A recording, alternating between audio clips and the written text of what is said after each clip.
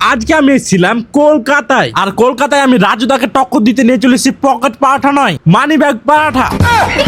লাগবে দাদা, একদম ভালো পুরি আছে গো। তোমার যে চুলগুলো আছে ওগুলো সব কালো হয়ে যাবে। কালো হয়ে যাবে, হ্যাঁ। মানে মেশিন থেকে উপর পর্যন্ত। Yes. তো চলো শুরু থেকে শুরু করি। আমাদের ইটাহার থেকে বাস ধরে প্রথমে মালদা যাচ্ছিলাম, কিন্তু হঠাৎ করে একটা ভালোবাসার মানুষের সাথে দেখা হলো। যাই হোক, খুব ভালো লাগলো। এরপর মালদা স্টেশন থেকে জুতা হাতে করে উঠে গেলাম, আমার অ্যাডিডাসের জুতা তো। এরপর ট্রেনে উঠে দেখি রানু মন্ডলের ভাতিজাগুলো গান গাইছিল।